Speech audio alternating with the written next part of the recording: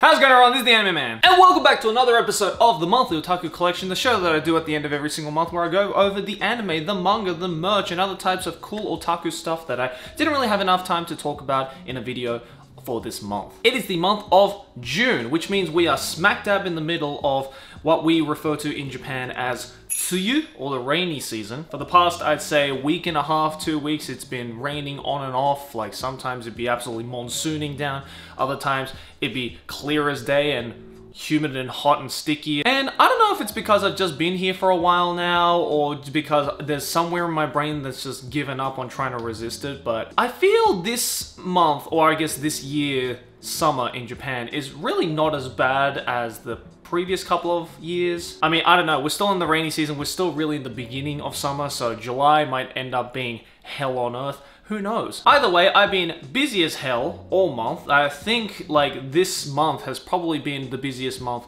so far in my entire life. I feel like I said that every month, but it is true. It just keeps getting busier and busier and busier. I don't think I had a single day off for the past 2 weeks or so. In fact, right after this recording, I'm gonna go out to Tokyo to actually go do like a modeling shoot for this clothing brand. So yeah, your boy's been doing all sorts of weird and wacky and cool stuff, and I can't wait to show you guys all the amazing things and opportunities that I've had the chance to do in these past couple of weeks. But before we move on to the list, let me ask you all one very simple question.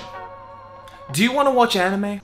Of course you do, you beautiful, filthy weebs. But wait, do you perhaps live in a country that doesn't give you full access to your favorite anime, movie, or show? As you all know, I live in Japan right now, and because of that, not only do I have zero access to sites like Crunchyroll, but I can't even watch my favorite show on Netflix, Crazy Rich Asians. I am in a constant state of sadness and disappointment. And if you're in the same situation, then I feel for you, but luckily your boy is here to wipe away that disappointment from your face, thanks to today's sponsor, ExpressVPN. Now with ExpressVPN, I can change my online location to over 94 different countries so that I can bypass geo restrictions and watch my fill of Crazy Rich Asians. On top of that, ExpressVPN also encrypts 100% of your network data and helps you protect your online privacy. And did you know that your internet service provider like Comcast or Verizon knows every single website that you've been on, regardless of if you're in incognito mode or not? It'd be pretty creepy if someone was there just keeping a log of every single activity you do in your real life, right? Well, that's exactly what happens when you don't turn ExpressVPN on. So you should probably go do that. I don't have to worry about that because I use ExpressVPN on all of my devices, phones, laptops, even routers. Plus, ExpressVPN is the world's #1 rated VPN by TechRadar, The Verge, and countless others. So if you want the privacy that you beautiful weebs deserve, then make sure to use my link expressvpn.com/animeman to get 3 months of ExpressVPN for free. Thank you to ExpressVPN for sponsoring the video. Now let's move on to the show. Alright, the first thing we're going to be looking at is the manga. Now, again, I promised last month that I was gonna, you know, try and find some time to watch some anime so I can talk about it in this monthly otaku collection, but yeah. That didn't happen. I mean, realistically, I did actually go and watch a couple of things. Like, I started watching Castlevania Season 4 on Netflix. I started watching other shows like Yasuke and Where the House Husband and stuff like that. But I didn't really finish any of them. So I feel like I'm not really obliged to talk about an anime series that is not yet really finished. But suffice it to say, I've been really enjoying Castlevania Season 4 so far, and I've been enjoying a whole bunch of other shows, but I feel like I'll talk about that when I've actually finished them. But in the meantime, I did pick up on a couple of new manga series, and actually one manga volume that I actually read a couple of months ago, and I realized I hadn't really talked about it, so we're going to talk about that. But before we jump into that one, I want to talk about a brand new series that has just come out. In fact, the first volume, I believe, came out a couple of months ago, and already has sparked a wide range of hype amongst Japanese shonen manga crowds. And I feel like you guys might recognize this one as well, because the main character is definitely a unique looking one. And it is this one right here, simply titled Sakamoto Days. Now, you've probably recognized this big boy in the cover right here. I believe this is from Shonen Jump, actually. Yeah, this is a brand new series from Shonen Jump Comics. And my god, it is fucking awesome. We have our main character right here, Sakamoto, who used to be the world's #1 assassin. Like, he was an unstoppable killing machine, cold-hearted, bloodied hands every single day, just going around doing his job, until one day he stumbles upon a convenience store clerk and immediately falls in love with her. In fact, he fell so hard that he not only quit his assassin job, but he got married, had a kid, and got really fat, and now is just a fully retired assassin who owns his own, I guess, supermarket in the middle of nowhere in Japan, kind of in hiding, living an everyday life. So he's gone from this like kind of badass, like super skinny, muscular, like badass character to pretty much just your uncle across the road material. But just because he is a retired assassin, it doesn't mean that he has lost all of his abilities and skills that he learnt in his assassinhood. In fact, since he was the world's #1 assassin and he just suddenly disappeared, a lot of other assassins, current assassins, are on the road and on the hunt to get rid of Sakamoto, as he holds a lot of secrets in the dark industry. So not only do his old assassin mates, like this bloke right here, and other ones that he just happens to stumble upon his everyday life, try and come and kill him, but a lot of them underestimate his skills because since he has turned into, you know, just an uncle across the road material like that, people think, oh, he's lost all of his physical abilities. He's lost his wits and skills, but here's where things get weird. Because imagine an overweight, middle-aged dude in an apron with glasses, slick back hair, just being the biggest fucking badass that you have ever read in any manga ever. Like, this man can dodge knife blades, this man can dodge bullets, this man can just sneak up on enemies, and it's that really strange yet hilarious juxtaposition between how he looks and how he acts that makes Sakamoto Days this really uniquely funny show, and also, you know, pretty badass in all honesty. Just really goes to show that you can't judge a book by its cover, and you can't really judge a person's appearance on how badass they can actually be. Like, deadass, I strive to be like Sakamoto. When I get old and fat and with glasses and with a kid and just, you know, completely out of shape or whatever, I strive to be like this man. Just, he doesn't have to talk. He barely, in fact, this is one of the few main characters in a manga that I've seen probably speaks the least. Like, this man barely ever talks in this first volume. He only speaks during really important scenes, which there are a couple of in this first volume, and my god, they make him just even more badass than he already was. But he's not just a cold-hearted killer as well. It's really interesting to actually see some of the backstory of how Sakamoto ended up like this, how he came to fall in love with his wife, who, by the way, the wife is just as much of a badass as he is. I mean, you know, if you're gonna marry the world's most deadly assassin, then you probably have to have some amount of balls. The art style is really good too. Suzuki Yuto, I believe, is the creator of Sakamoto Days. His art is not only cute and kind of wholesome, but also can be really freaking badass, especially some of the action scenes. Like, I was like, wow. Not to say that I have any insight in the anime industry or whatever, but I have a pretty good feeling that somewhere within, I believe, the next couple of years, this might end up getting an anime series. I'll be very surprised if this doesn't end up getting an anime series. A lot of people were kind of worried about the future of Shonen Jump and where it was going to go, especially with the loss of some of the massive series like Demon Slayer and Haikyuu and all of those, and, you know, My Hero Academia coming to an end soon as well. A lot of people were kind of worried about the future of Shonen Jump, but I think if we have series like this that have a lot of potential to build into something absolutely amazing, I think we're gonna get something pretty special out of Shonen Jump soon. So if you're into that kind of stuff, then look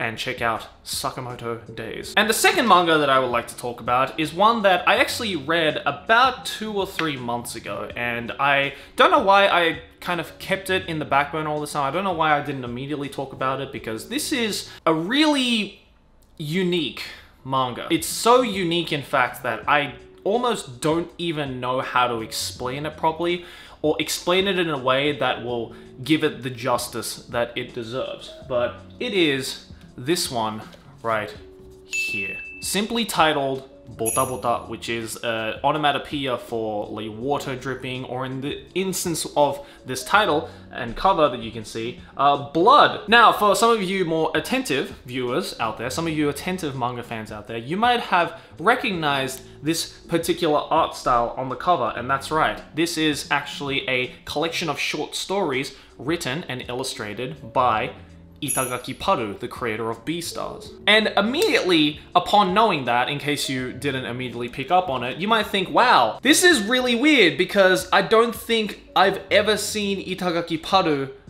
draw a human before. And I think actually this might be the first instance of Itagaki Paru drawing a human character. And it is like really strange. Not because the way that Itagaki Paru draws humans is strange or anything. In fact, anatomically and structurally, it is very much like a human. It is a very realistic type of human, as you can see from the cover of this manga. But I think it's strange just knowing the fact that Itagaki Paru managed to create an entire like 21 volume manga series that did huge. Both anime and manga did huge, and it's one of my favorite manga series of the recent couple of years. It almost looks animalistic in a sense, and you know, I don't think anyone can be at fault for thinking that. I mean, there is definitely a lot of like animalistic qualities even to the humans that Itagaki Paru draws. I mean, this dude straight up like has like the fangs of an animal. Now you might be thinking, Joey, what the hell is this? What is this, like a spin-off to Beastars? Is this like a human spin-off to Beastars?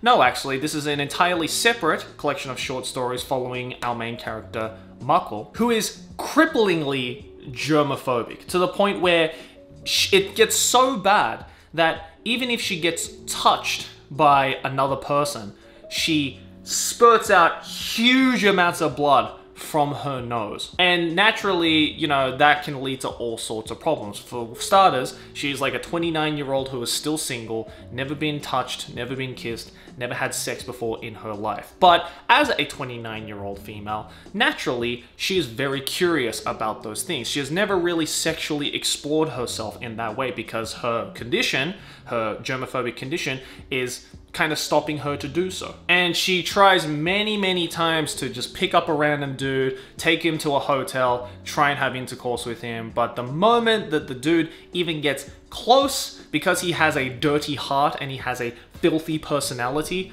metaphorically, that kicks in her germophobic nature and she just spurts blood and she almost goes to the point of insanity. Like, there's a scene that really stood out to me in this manga that obviously I won't be able to show you guys, but there's a scene where Mako takes this dude to a love hotel and he kind of acts as this kind of, you know, very pure-hearted dude who just wants to have a romantic relationship with a girl, and Mako obviously falls for that because it's like, oh, you're a pure-hearted person, maybe my germophobia won't kick in. But in reality, he's actually completely fucked on behind. Like, he's just really good at suppressing his emotions really hard, and it gets to a point where for the entirety of the relationship that they're in, it goes to the point of them getting married, and at the marriage ceremony, something happens and something clicks into the dude where he can no longer hold on to his suppressed, like, darkness and filthiness.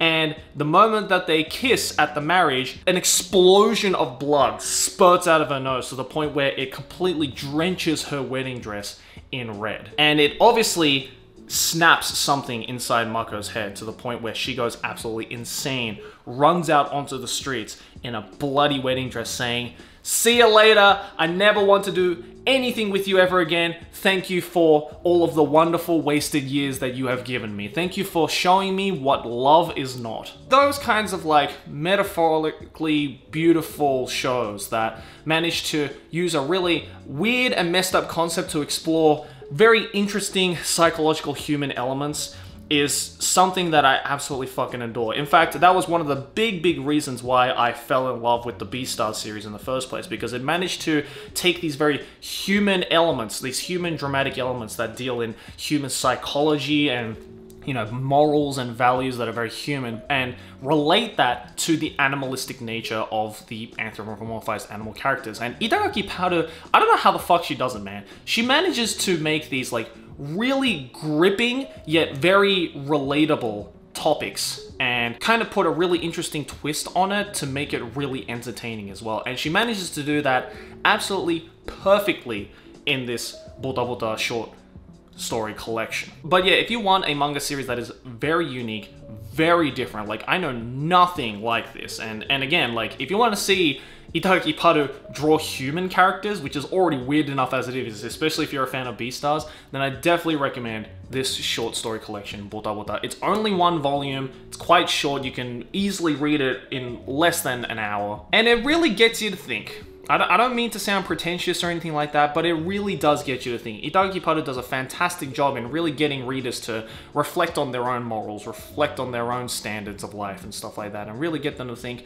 if I was in that situation, what would I do? But also be able to do that in a way that is very entertaining to read just as a story on its own. I mean, this is fucking fantastic. This is probably one of my favorite short stories, manga series that have come out in, I'd say, this year. So if you want something that's short, sweet, easy to buy, easy to read, but is just as impactful as any long-form story, then I definitely recommend Bota Bota by Itogakiparu. Alright, up next, let's talk about the merch. Now, there is one piece of merch, very much like Bota Bota.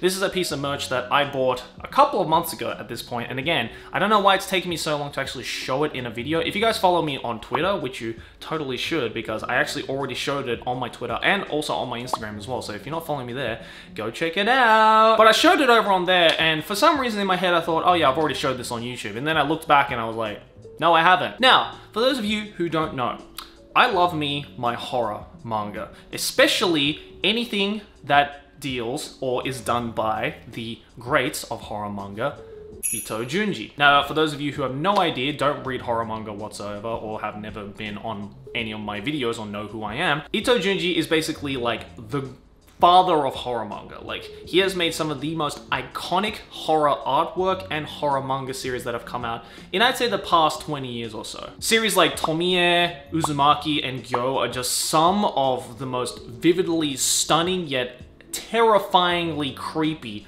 body dysmorphia and macabre horror that has to come out in manga in the past, I'd say 10 or 20 years. Like, he is absolutely freaking amazing. If you love your horror manga, you should definitely know who this man is by now. He's an absolute fucking legend. And I have a couple of different types of merch and I'd say memorabilia from Ito Junji. If you guys watched my house tour or my office tour video on my second channel, which by the way, you totally should, links down in the description below, then you would know that I showed off a painted, signed, 1 of 100 painting from Ito Junji that I have, and it's a fucking amazing piece of artwork. And I have also decided to add on to that memorabilia, that super limited collection memorabilia, but this time I managed to 1-up that painting. No, I managed to 100-up that painting. I'm actually even scared to just touch it, but it is this thing right here. This is a hand-painted leather bag by Ito Junji, signed, as you can see right here, of his first manga series, Tomie. This is hand-painted, first of all, is drawn directly onto the leather bag, which Ito Junji said has never done up until this point. And not only is it signed by him, hand-signed there as well, but there is only 2 of these bags that exist in the entire world, and I happen to have one of them. There is actually only one other hand-painted official Ito Junji bag, and would you believe me when I tell you that the other one is owned by God? There are only 2 hand-signed, hand-painted leather Ito Junji bags, and both of them are owned by Trash Taste. This thing obviously was absolutely fucking insane in terms of price. I mean, I'm not gonna say how much it was, but let's just say it's probably 10 times the amount that you're probably thinking in your head. And the reason why I got it is, well, first of all, I love me my Ito Junji, as I just mentioned, but also, again, like, this is not a bag, in my opinion. This is a piece of art. Like, you would have to be tripping to ever see me actually use this bag. Since I have gotten this, and since we have moved into this new house, this has been hanging up on my wall in my office like a piece of artwork that it deserves to be recognized as. I mean, I don't know if you'll be able to see just like the insanely intricate detail that Ito Junji managed to do. And again, this is all hand-drawn onto the leather bag. Like, if I rub this hard enough, I could rub this out. So that's why I'm really scared to even touch any of the ink part of this bag. But I mean, look how insane that looks. It is so fucking cool. Possibly one of the most expensive pieces of anime memorabilia that I have the privilege to have the possession of. So yeah, please notice me, Ito-sensei. This is how much I love your shit. Alright, up next, let's do the monthly Q&A.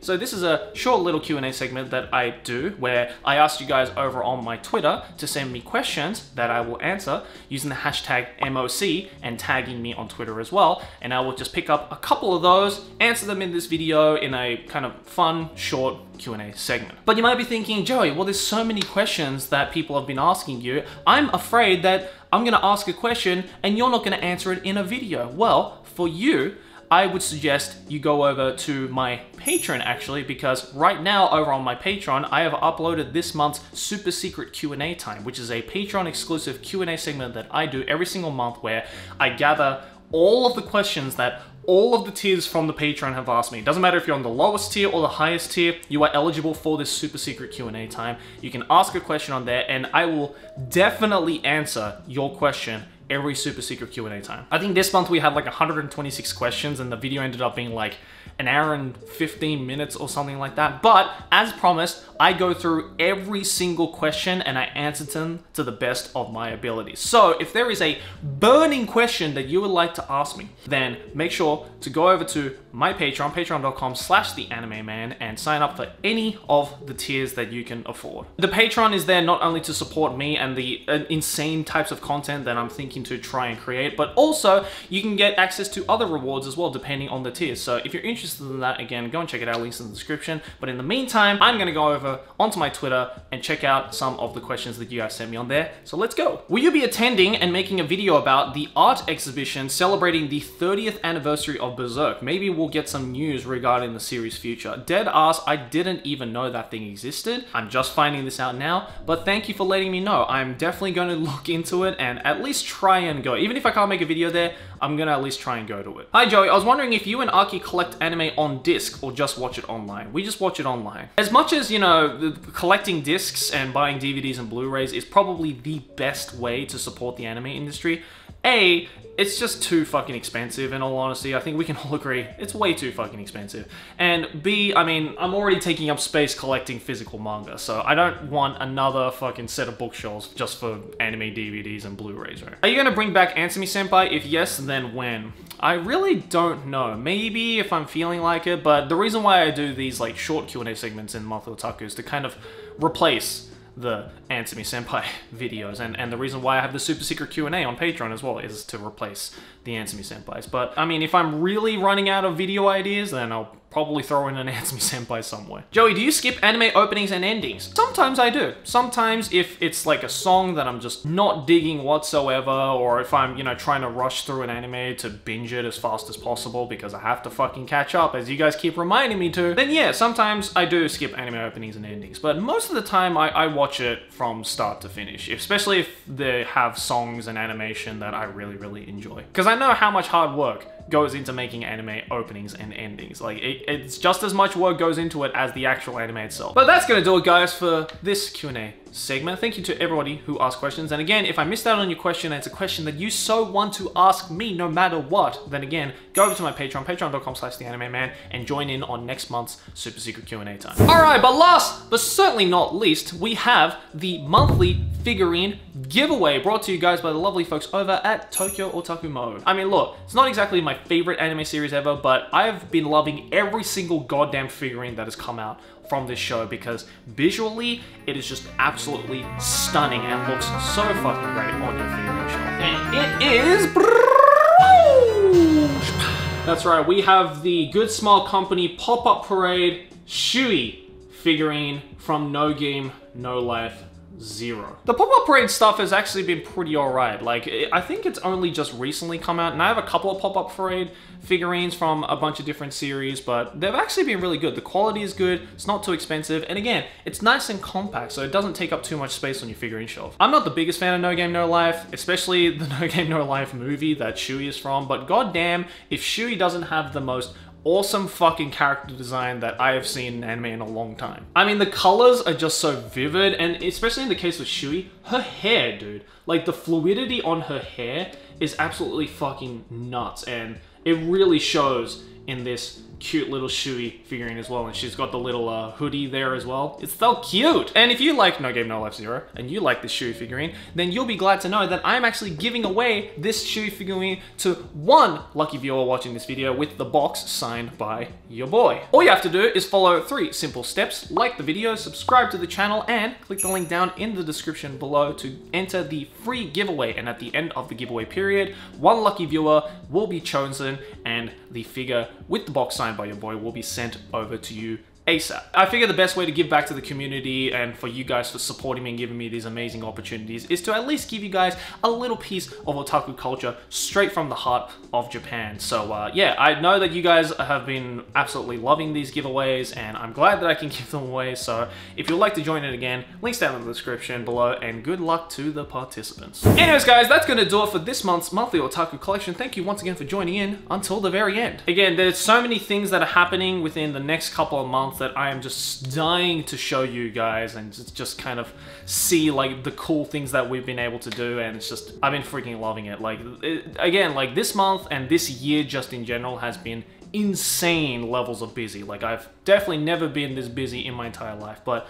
I purposely, you know, take on all of these amazing opportunities because I'm fucking loving what's happening right now on my channel and on everything, and just all the opportunities I can get. It's been great, man. But in the meantime, guys, hope you've had an amazing June. Let me know what your monthly otaku collection was like. What anime did you watch? What manga did you read? What merch did you buy? I'd love to know all that and a lot more, so leave them down in the comments below, and I will see you guys in the next video. Thanks for watching. Like your favorite if you enjoy, subscribe for anime banter, keep watching anime.